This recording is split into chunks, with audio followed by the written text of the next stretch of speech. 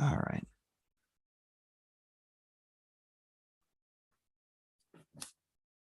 Oh, we're live streamed. Oh, put Yeah, me we're on. All good. right. We're good. All right, Just are let you me recording? know. We're going to record in 3, 2, 1. Welcome back, everybody, to season 2, episode 2 of the Chalk Talk podcast. I am your host, Ken Doolittle, joined as always by the resident Packers fan, hat wearer Michael Burke. Burke, big news today. LeBron James signed a new contract, 2 years, $97 million. That equates to $1.87 million every 2 weeks. How does it feel that we are a rounding error in the course of history for a lot of these basketball players? First of all, LeBron being, how old is he? 37, 38 now? Yeah. 36. Year 21. Getting 45, 46 million a year. More than that, almost 50 million a year at his age is an absolutely incredible feat. I think it goes to show the consistency he's been as a player since he was 18 years old, basically. He's still the money maker. He can get it done. It's just a matter of if he can stay healthy, because he is getting older. But Lakers are invested in him, and it looks like he's invested in the Lakers. He wants to win there. I know he crazy does. money, man. And there's an escalator clause that actually takes it up past 110 million if the cap goes up by a certain figure. So he could, in theory, make like 60 million in his 23rd season in the NBA, which is insane. If you had $2 million coming your way every week, would we be seeing you on this podcast? Would you still be gambling, or are you off like in the middle of somewhere living your life? And you know what? I'd probably be so bored.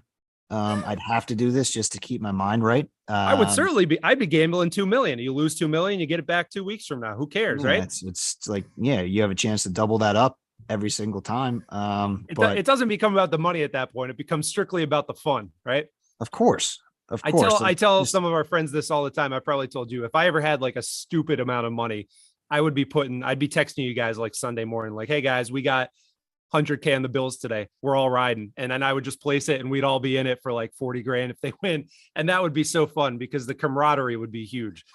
Do you remember the first bet that you ever made in your career? Because I do. And I don't know if that's a weird thing that I specifically remember the first bet I ever placed. From a gambling standpoint, I don't think so. I remember the first big bet that I ever won. I'm not talking like $5 on the playground. Who throws? No, it was like a $300+ all-in bet 6 years ago.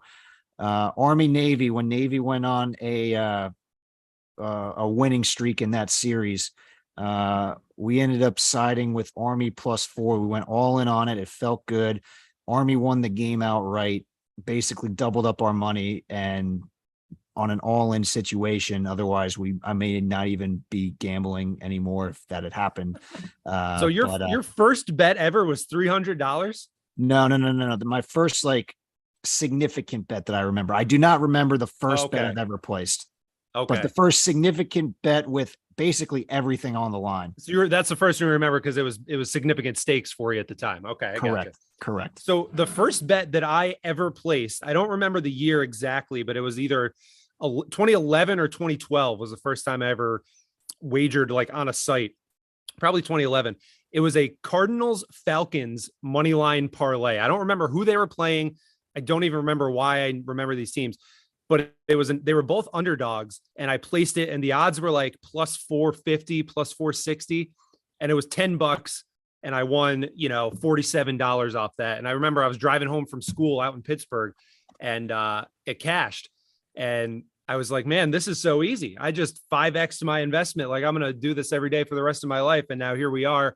And I've probably lost that bet 1,000,000 times by now. But it's funny how that sticks with you. And I probably haven't hit a 460 underdog parlay since. But speaking of the Cardinals, they were my first winner ever. And they'll never be a team that I bet on again because of this whole Kyler Murray fiasco. Well, at least with Kyler still on the roster. At least for the next season or so. Yeah. With Kyler and Cliff at the helm, you've seen his contract, right? Or the lore of his contract. Cause this is going to be infamous, man. They had to put a clause in Kyler Murray's contract that basically says he can't play video games and he has to study.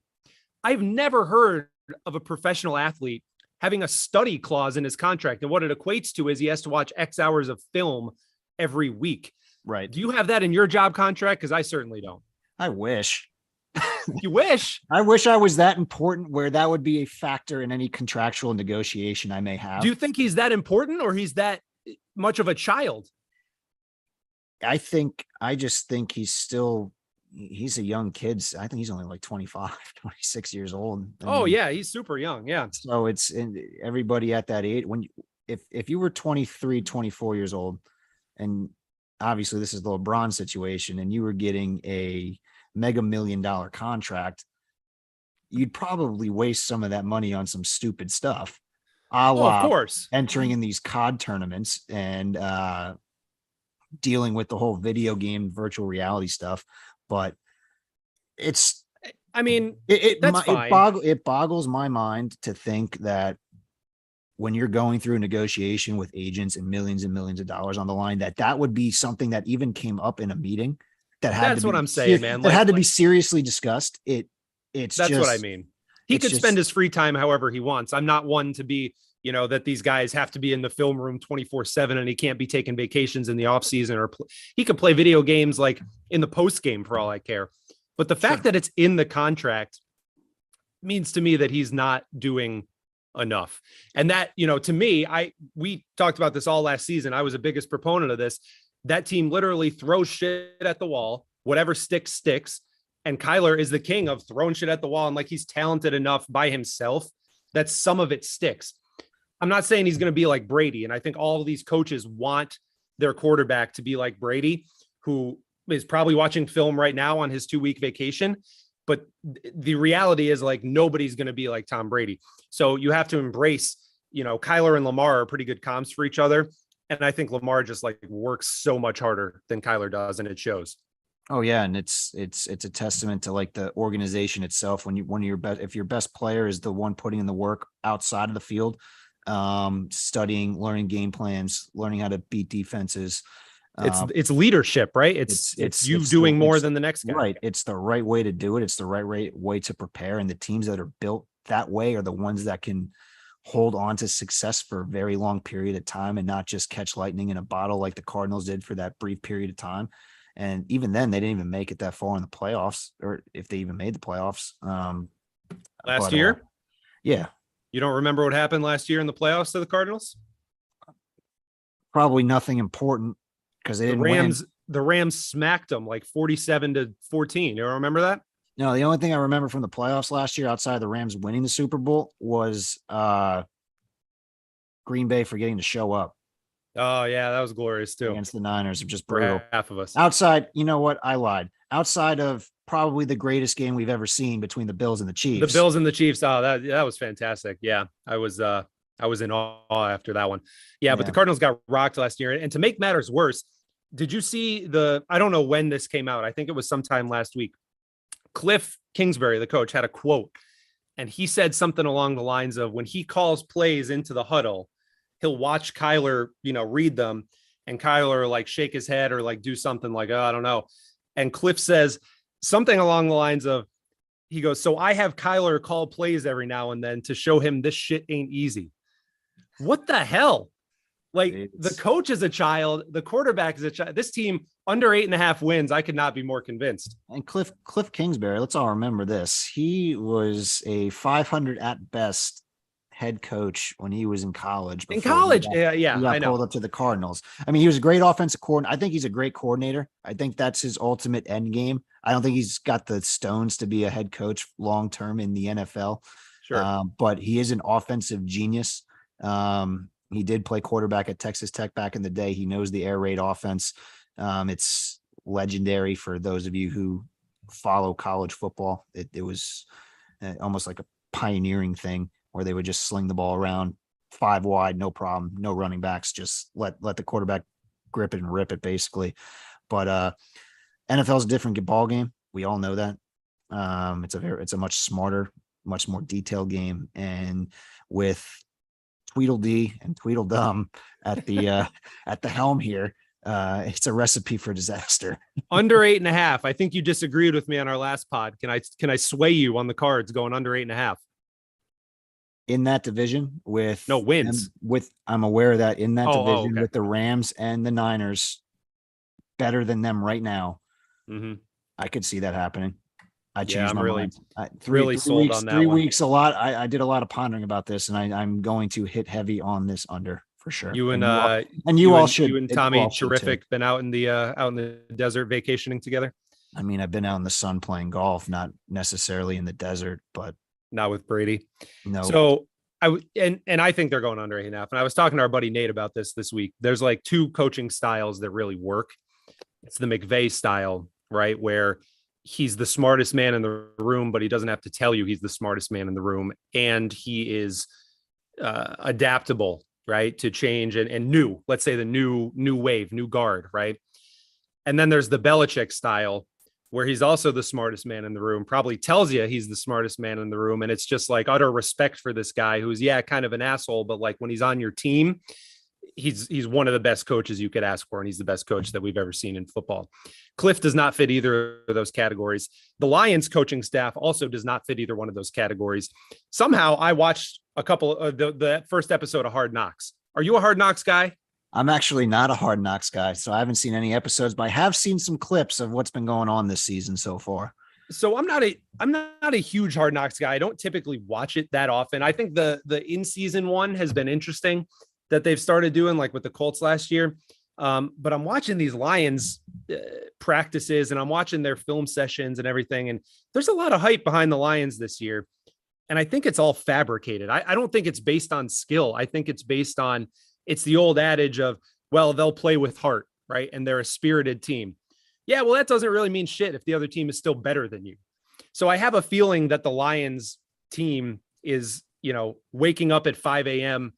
just for the sake of waking up at 5 a.m. and maybe doing a wind sprint or something instead of, do your work and go home. It's very much, we get up at 5 as a team and then, I don't know. I think it's a lot of mumbo jumbo. I don't know what you think about it. And you haven't seen it, but what do you think about the Lions this year in general? I think they're in the right direction with this coaching staff. I think they just need a little bit more talent on their roster to be able to start competing in the NFC North itself. Obviously, the Packers and the Vikings are way ahead of them. The Bears, they could be close to the Bears this year, depending on what happens. I mean, I don't see them getting more than like 5-6 wins tops. I don't know what their over under is. Yeah, I think it's 4.5. Or no, I'm sorry, it's 6.5 actually. Yeah, that's a great over underline. I don't think they can get to 7. I think they go 6-11. Yeah, last I checked, it was best. 6.5, and I think the under was vigged like -130. So it's probably right, because I don't know that I'm really interested in spending -130 to get a Lions season under. But I don't know. I'm really not on them this year. They're certainly not winning their division. We can agree on that. But today we're here to talk about who is going to win their division. So me and Burke are going to go over the division winners that we think are taking the cake for each division in the league. There are 8 divisions in total. Me and Burke agree on 3 of them. So we disagree on 5 of them. So that'll be interesting for us to go through and see. Maybe we sway each other to the other side. I don't know. Or maybe we have 2 picks for the listeners. So let's go over the 3 that we agree on first. Let's start with the easiest one, I think, in the bucket there. It's the Bills at -230. Do we really even have to talk about this one?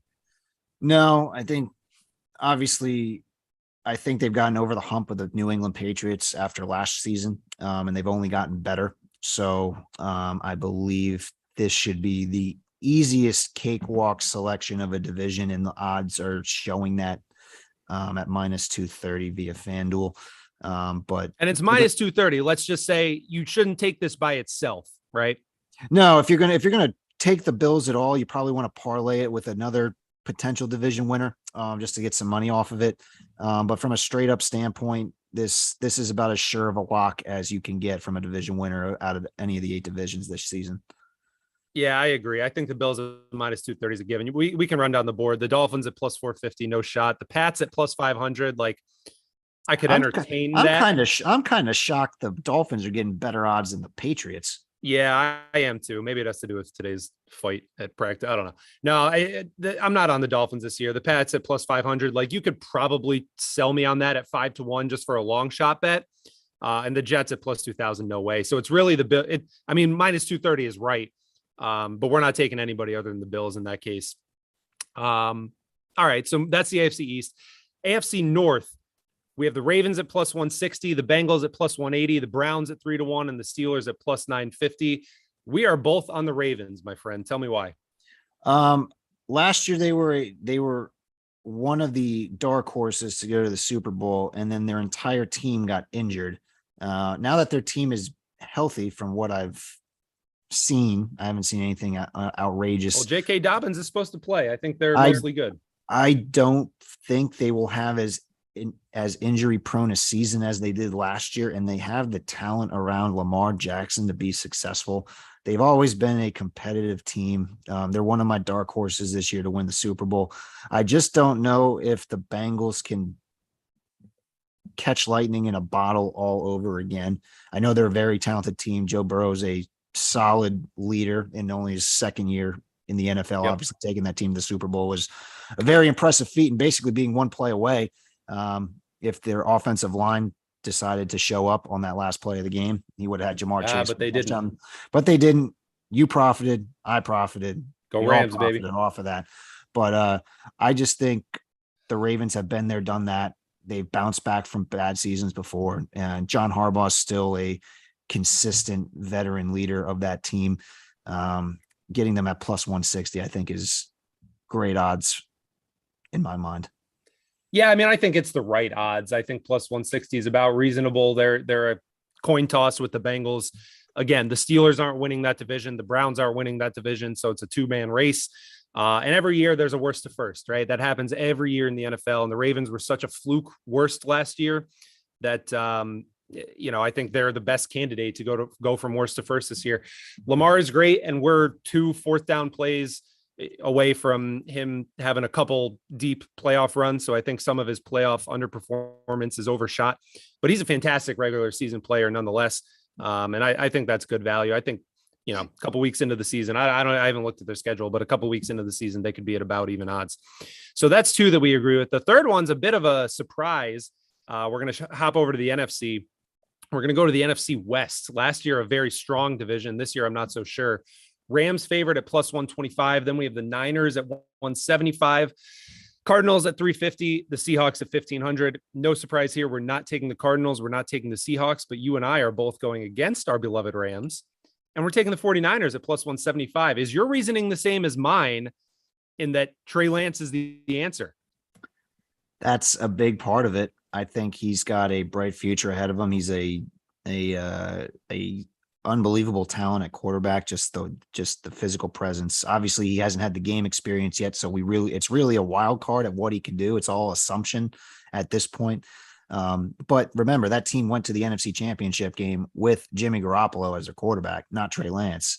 And went to a Super Bowl. They also went to a Super Bowl a couple of years earlier with Jimmy Garoppolo, not Trey Lance. And I think they are better now, and upgrading at quarterback only helps their chances to win the division, even though they're in the same division as the defending Super Bowl champs. I agree. So there's 2 things that go against this. Number one, Trey Lance has thrown like 100 passes in the last 9 years, which is not ideal for a starting quarterback. But he is the QB wave of the future, right? Because he can run, he's mobile, and he fits into the offense that the Niners would like to run. I'm not as high on Debo this year. I'm actually pretty low on Debo this year.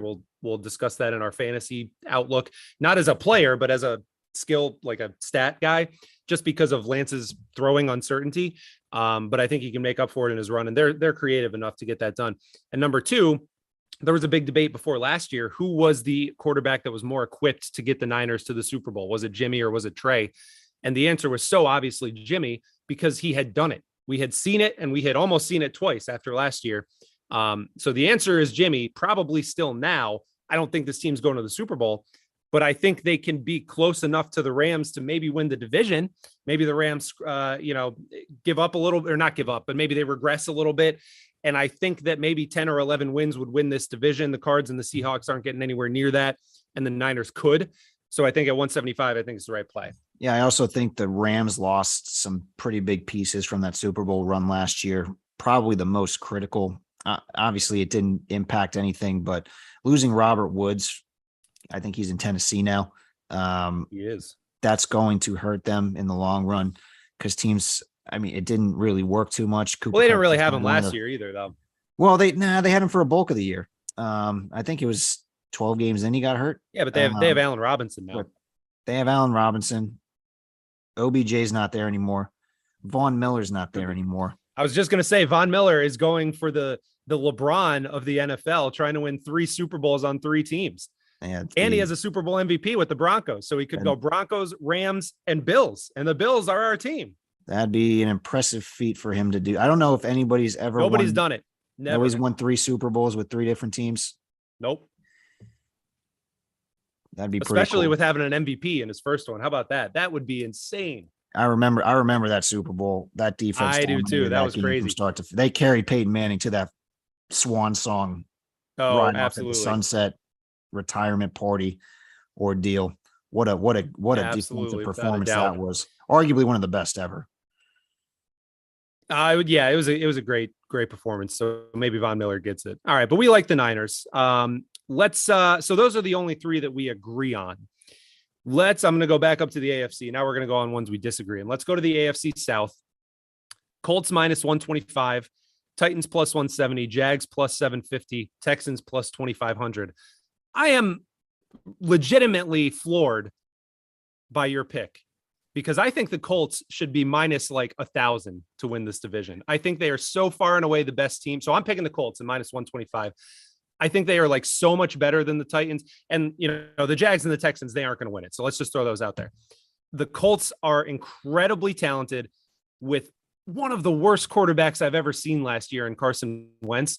And now just the fact that Matt Ryan is there and just the fact that he's an adult. He's not like an elite quarterback, but he won an MVP. He went to a Super Bowl, and he's not going to take the ball at the 2-yard line and throw it left-handed and throw an intercept. Like, he's an adult in the room. You know what I mean? And I think that him and Jack Taylor and the rest of that squad are a shoo-in. So sell me on the Titans. Derrick Henry's back. I don't know what he's going to do, but he's still a big-time player. One of the top running backs in the league when he's healthy. Sure. Adding Robert Woods to the wide receiving core, it's going to help. They were in AJ Brown. They were in an AV. I'm not sold on AJ Brown. I don't know. Sold on Bobby Trees more than AJ Brown? Absolutely. I am not sold on AJ Brown. I don't know what I don't think he's that good. But Tannehill is still the quarterback of that team.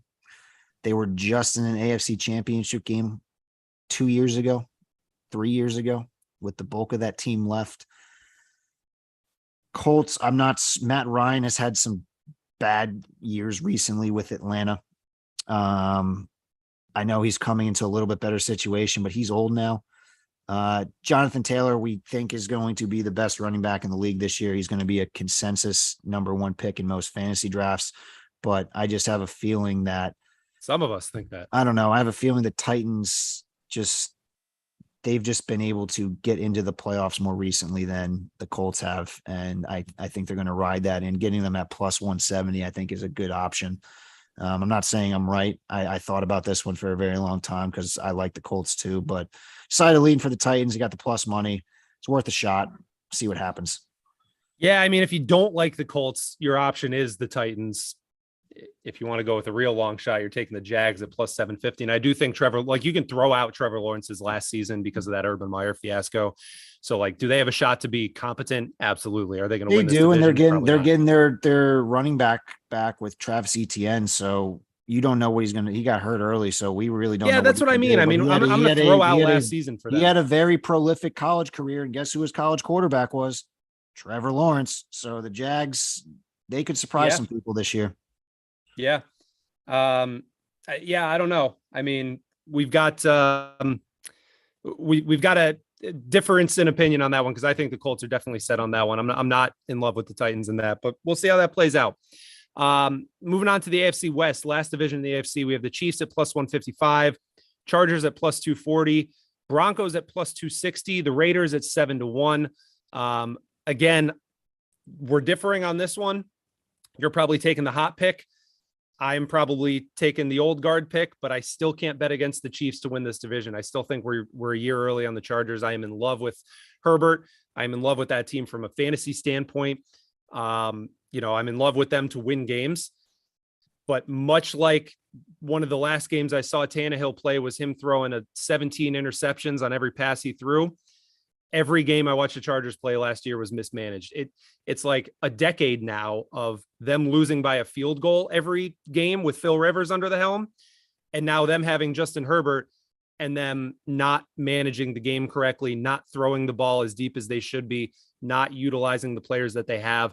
And until Pat Mahomes is unseated as number 1 or number 2 with Josh Allen, I'm not going to bet against him and Reed.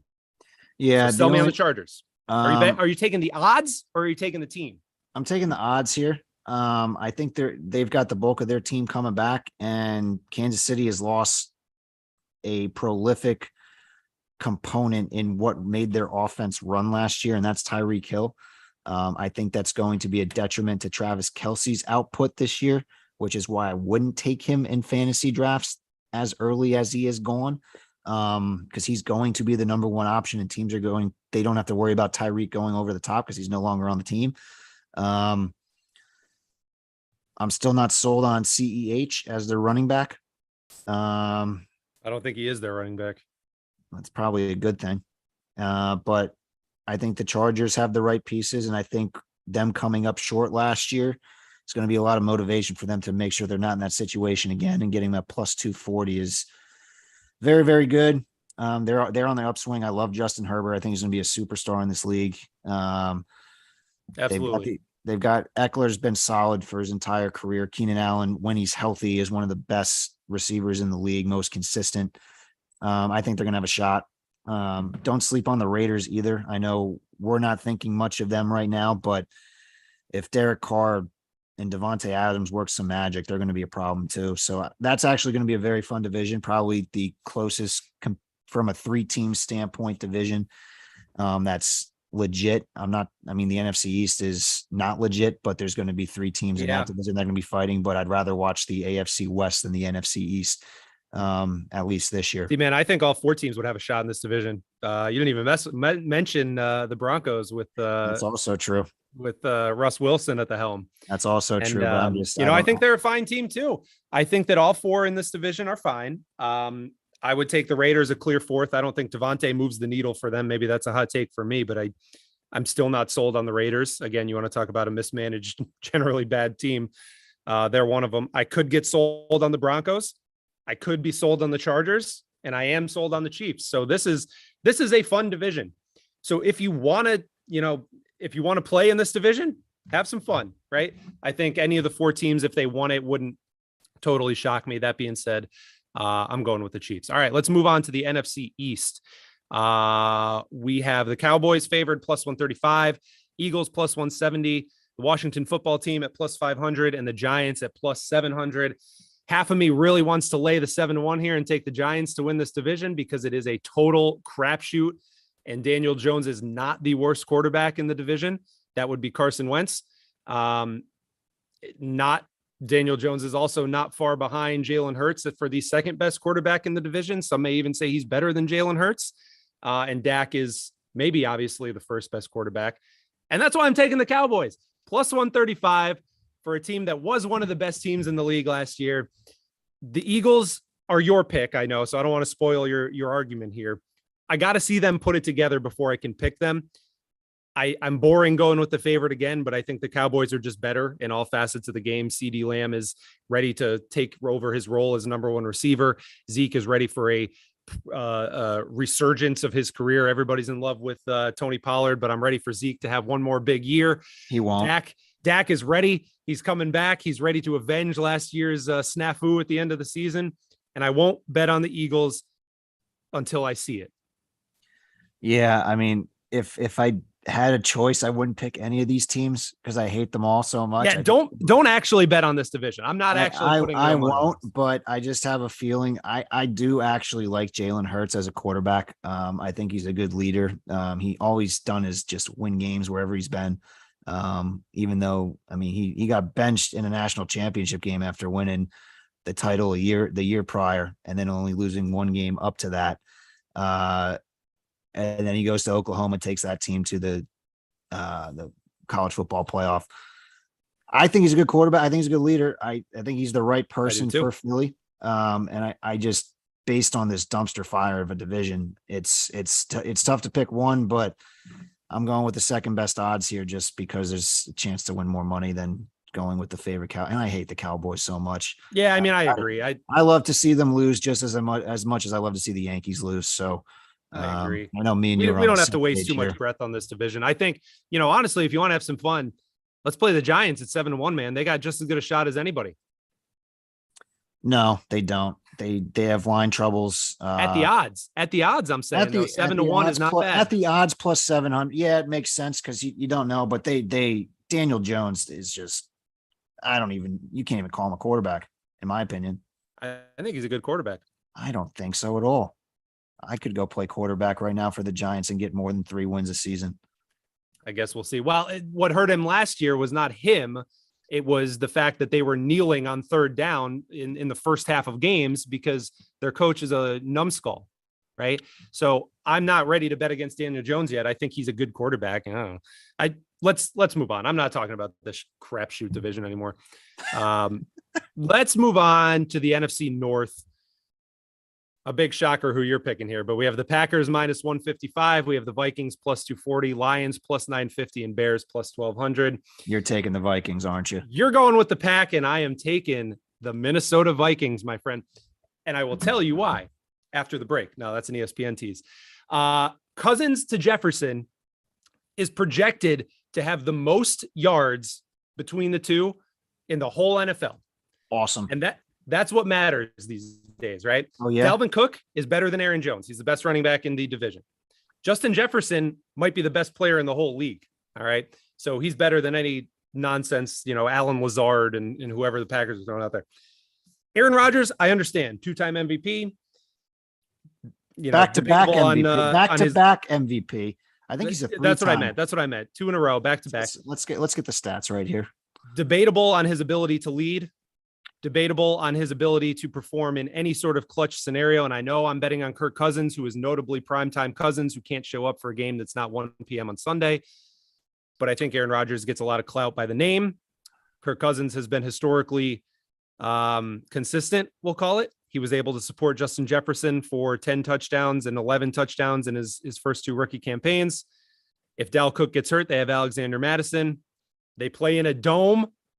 I'm taking the Vikings at plus 240. I'm actually putting money on that one. 12 wins, 11 wins for the Vikes this year. Let's go, baby. Yeah, I don't see that happening. I'm going to tell you why. 1, Kirk Cousins doesn't win against good teams. Simple as that. Neither does Aaron Rodgers. 2, Dalvin Cook's been hurt almost every single year of his career at some point. Madison's just as good. The Vikings don't even have the best 1-2 punch in the division at running back. That's still the Green Bay Packers with Aaron Jones and AJ Dillon. Don't even come close to that. There's no argument there. AJ Dillon is a far superior back than Madison. Well, it's apples to oranges though, because the Vikings aren't a 1-2 punch. They're a Allen 1. Lazard is going to be a legitimate number 1 wide receiver. Now he's no Justin Jefferson. I will give you Justin Jefferson because I think he is the best receiver in the league this year. He is ready to have one of those monster years. We're going to talk about that later. But Allen Lazard, in games that Devontae Adams did not play, Allen Lazard did, he put up some monster stats. So that's why I'm not too concerned with the losses at wide receiver. They got Sammy Watkins in free agency to be that veteran. They still got Randall Cobb. He's getting old. I don't know how much they can get produced out of him. If Tunyon comes back and does anything remotely close to what he did 2 years ago, they're going to be set at tight end. And Green Bay wins in the regular season. There's no debating that. Matt LaFleur knows how to win games in the regular season. You're now right. The playoffs is a completely different story, but we're talking about regular season division winners here. You're And right. Green Bay, until somebody takes them off that throne, they are the favorite. They are the best team in that division. I am very biased on this, but facts are facts. Well, that's fine. And you're talking like me with the Chiefs. Until somebody unseats them, they are the winner. The difference is here the Packers are minus 155 versus the Chiefs are plus 155. And I think the Packers should be around plus 150 or plus 160 to win the division. Because I think that the Vikings, if you take all the names off the jerseys, specifically the quarterback, I just think the Vikings are a better team. And Too you bad. you Too bad. you They're had a too bad. point. Too bad you need that quarterback to play in a football game. Well, I'm just saying if you blur the names out and you have an alien come in who's never watched football, I don't think there's a discernible difference between Rodgers and Cousins at this point in their career. And you had a point. When Adams is out, Lazard is not the guy. It's Aaron Jones. Aaron Jones is going to lead their team in receiving this year. That's going to be huge. No. I agree with that. That Adams doesn't matter as much as it may seem because they were good without him. Maybe I'm playing the odds here at plus 240, but I think the odds are wrong with the Packers at minus 155. So I'm not ready to lay that. Is it going to surprise me if the Packers win the division? No, of course not. Is it going to surprise you if the Vikings win the division? Yes, significantly. You think so? Really? Yeah. Okay. Vikings are a wild card team. They're not good enough to win the division. Maybe we play some off-air cheddar, a friendly wager between friends. Or we can do it on air so everybody's witness to what we're about to do. I'm coming down to see you in a couple weeks. Maybe we'll do it then. Or maybe we'll do a live show then. All right.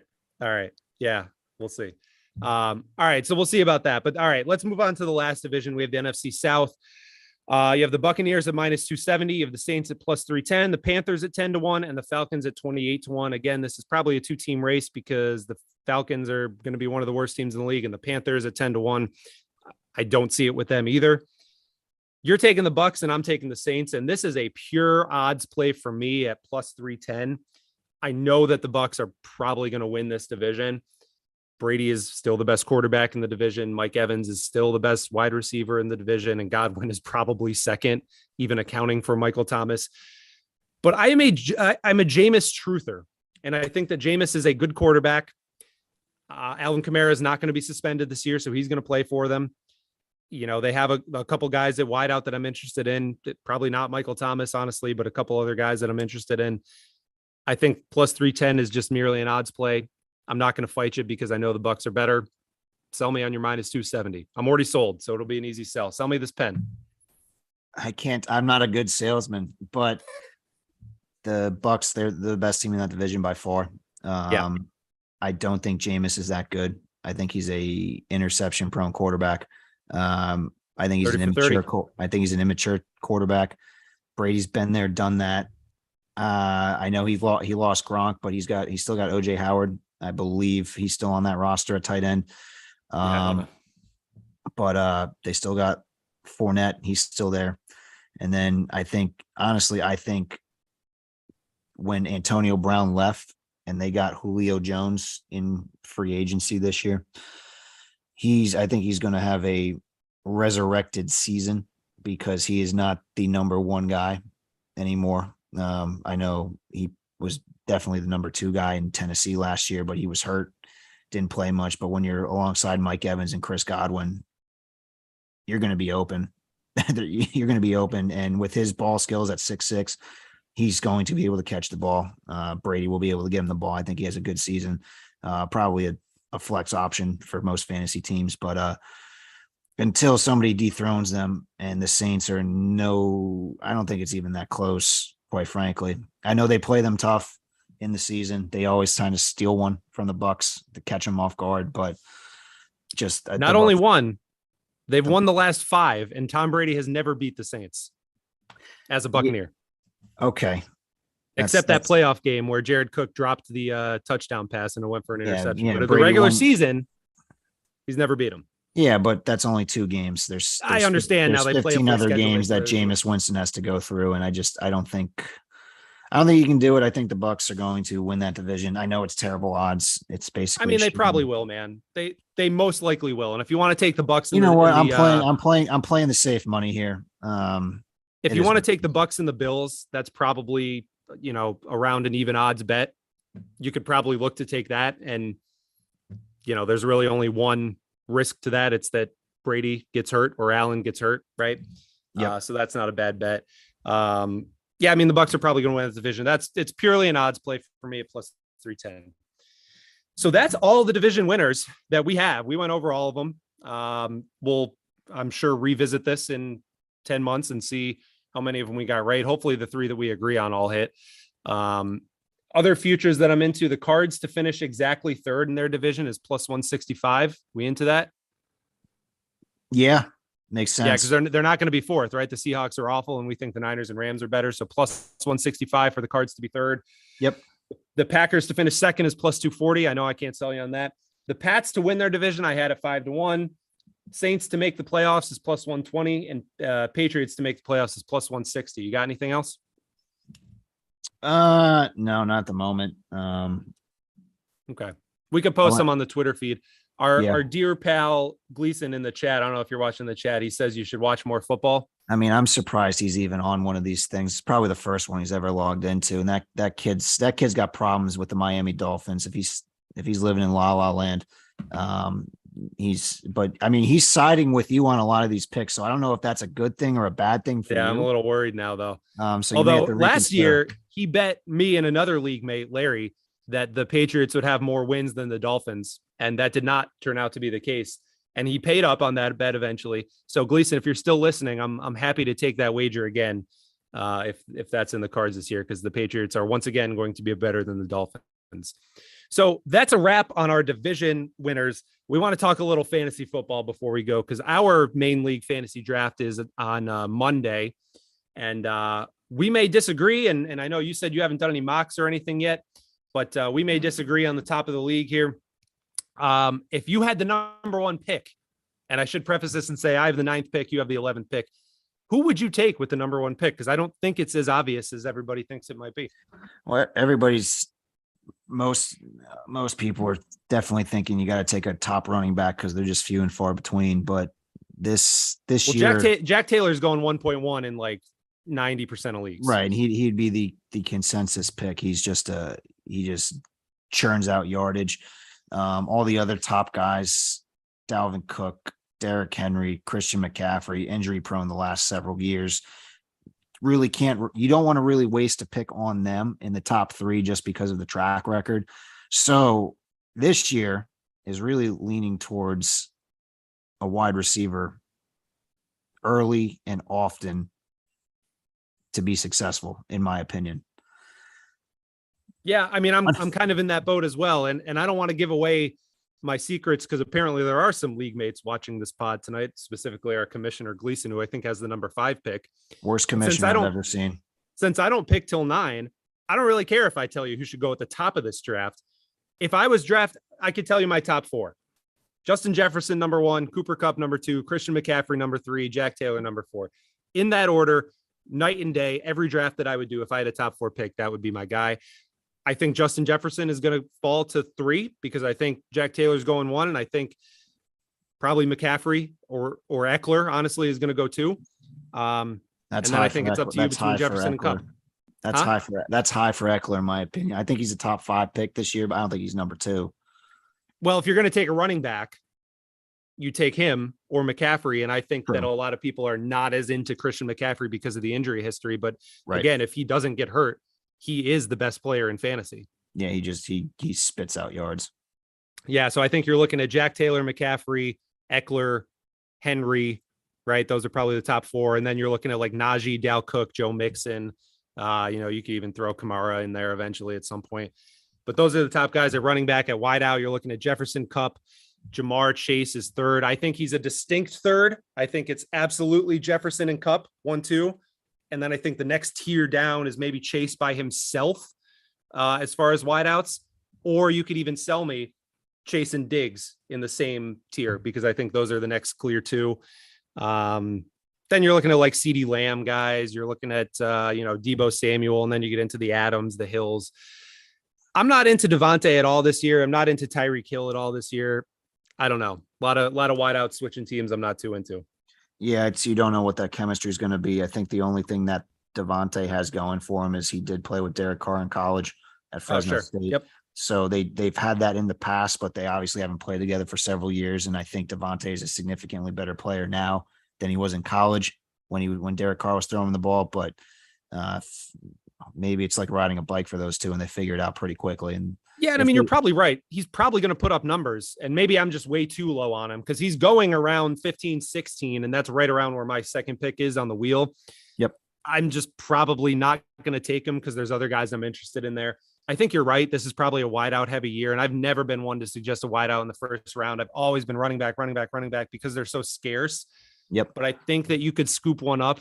Like Zeke Elliott's going at the end of the third round. Like you could find, and I'm not saying he's the only one, but if you look in the 30s, and again, these are like my rankings, in the 30s and 40s, you have Zeke, Cam Akers, Travis Etienne, and Breece Hall there. Yeah, Breece Hall. I have him there too. So again, he's a crapshoot. But then there's like guys, and then you go down further. You have Montgomery, you have Dillon, you have Mitchell, Dobbins, CEH, and then you got the true backups for all these guys too, especially the ones that are injury prone. You can snag them late, and they'll be starting half your games. You could take a chance on them, yeah, and that's the zero RB strategy that we've talked about before, right? And I think we mentioned this in the last episode. Load up on your wideouts early, and then take 9 running backs and hope that 3 of them pan out. Yep. And I think it's the year of the wideout. I'm probably taking a wideout with my first pick. I'm not going to spill the beans on who because people ahead of me could take him. The winner of our league last year, though, got to pick his spot, and he picked 8th. And I'm very curious as to why he picked 8th. I think he's targeting Derrick Henry or Jamar Chase because I think he had those guys last year. And I'm pretty sure he wants whoever falls to him again, one of those guys. I don't want any exposure to Henry. I would definitely take Jamar Chase if he fell to me at 9, but I don't want any Derrick Henry. Yeah, I mean, Derek, he obviously he's coming back from injury, and he was the workhorse, but you can't expect a guy to come back from injury and produce the same way that he did pre-injury. It's just the natural way of things. But if Jamar Chase falls to you at 9, I might just quit the league because just criminal if that happens. Well, look, man, I mean, he's 8th in my rankings. I don't know how the 8 ahead of me are going to go, but if somebody doesn't take him, well, if our commission ends up taking Pat Mahomes at number 5 or wherever he's at, then you're almost good as gold getting Jamar at 9. That's what I mean, man. And then I wish you were ahead of me taking a kicker or so, or we don't even have kickers anymore. We abandoned kickers in our fantasy league. Finally, it took this long for us to come into the 19th century. It's terrible. It's terrible.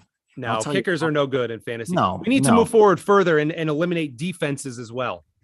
They're part of the game. Then we should go to IDP. If we really look, man, we should be a skill league here. We should screw the snake draft. That's for kindergartners. We should be an auction draft. We could have individual defensive players. If you want to have defense, we could start 3 or 4 of those. That's fine. We should be playing for real money on the fab. We've all been the workforce for the last 7-8 years. I think we're all doing well.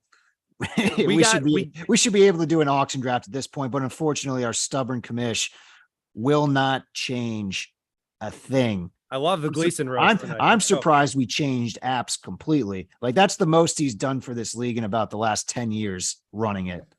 And I hope he's still on. He deserves to hear every single bit of this. I hope he is too. I like this fire from you tonight, man.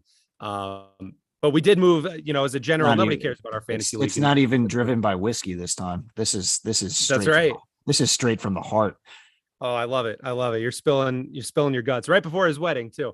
But we moved to Sleeper, the fantasy app. So anybody who runs fantasy and stuff, you should be on the Sleeper app. I know, Burke, I don't think you said you've used it, but I've used it before in the past for a couple leagues. It's, I think, a lot better than ESPN. It'll take some getting used to. So recommendation, if somebody can go in there and do like a mock draft on the Sleeper app before you do your actual draft, I would recommend it.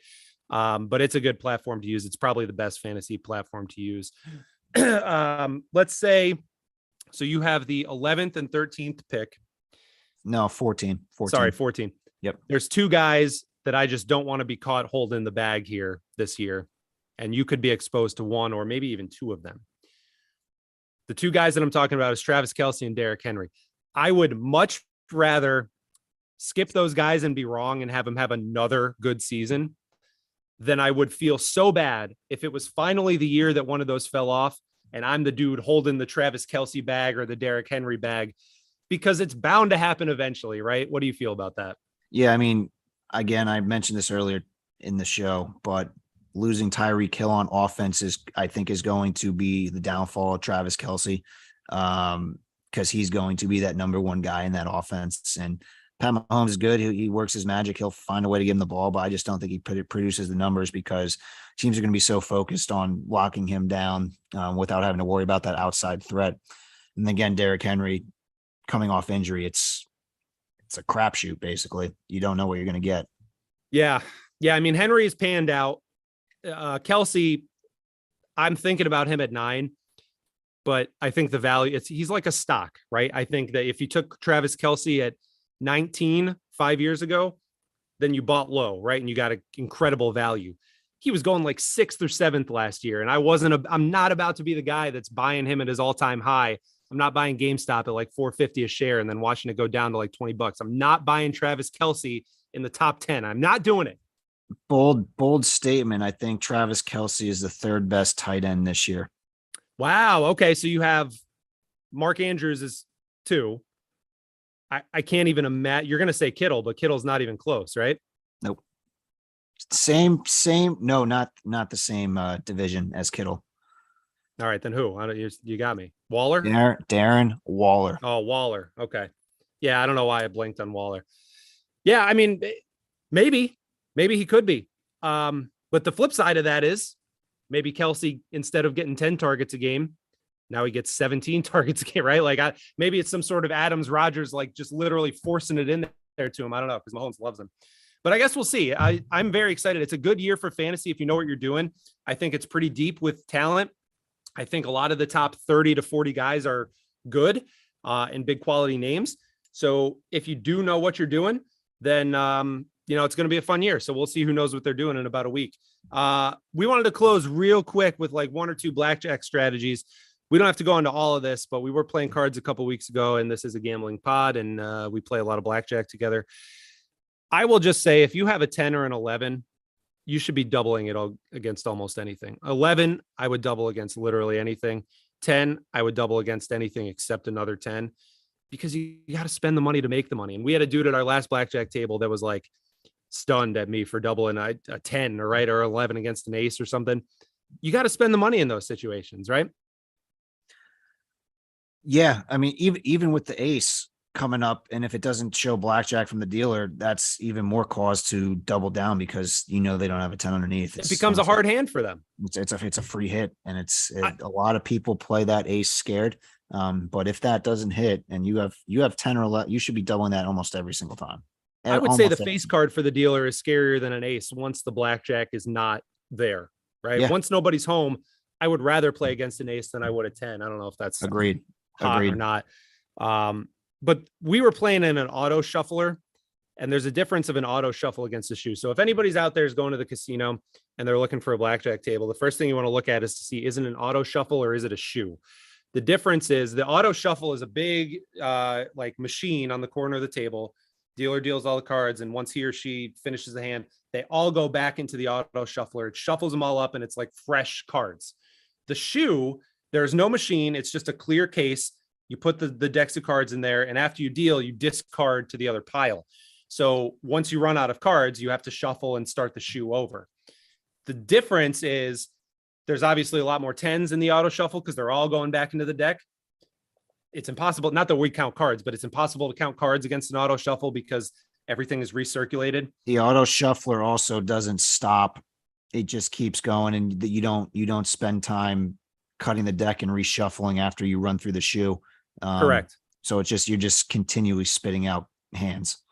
Yeah, you continuously play. So at the end of the shoe, you probably have to, it's probably 5 minutes for her to like shuffle a deck and take new players' money and everything like that. I like it. I like the shoe. I think it's a nice time to reset. It's a nice time to, recoup or see where you're at with everything. I prefer the shoe. I don't know what you prefer. I like the shoe as well because It's a little more predictable to me. It's a little more predictable, and you have a say in it based on if you get the lucky cut the deck card.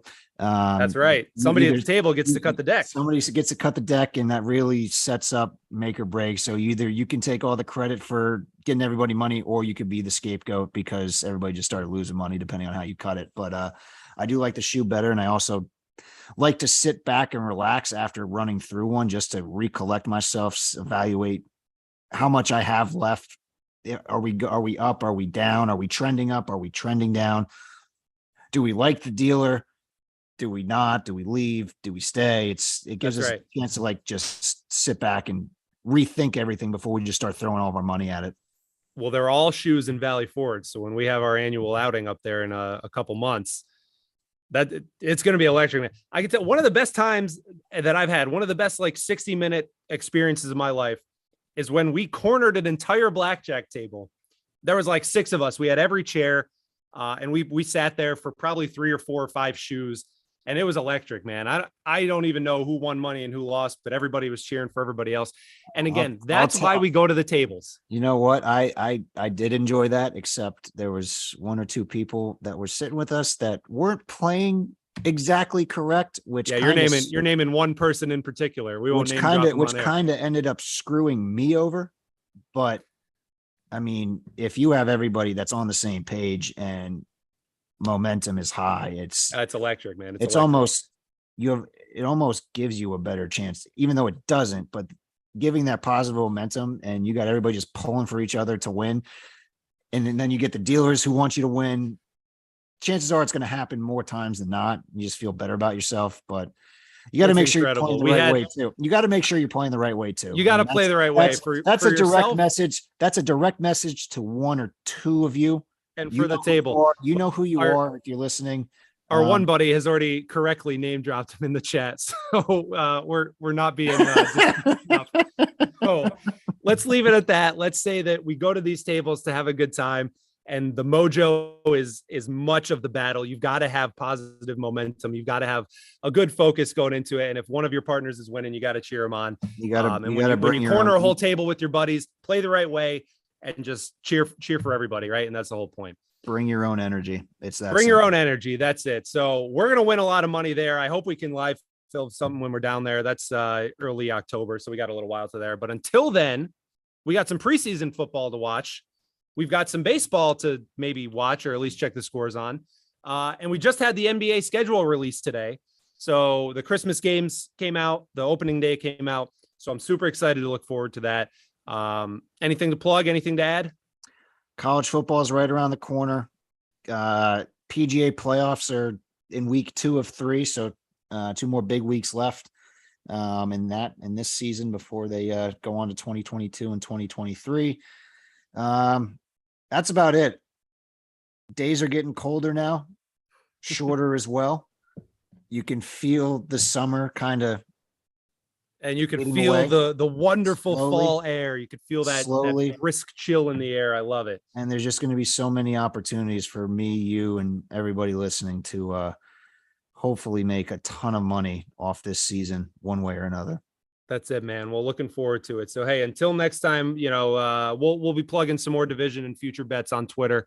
We'll also plug some week 1 bets on Twitter. They've got all the lines up now. Bills are up to 2.5 over the Rams. So hopefully you guys jumped on that at 1. That's about it. So until next time, let's go make some money. Let's do it.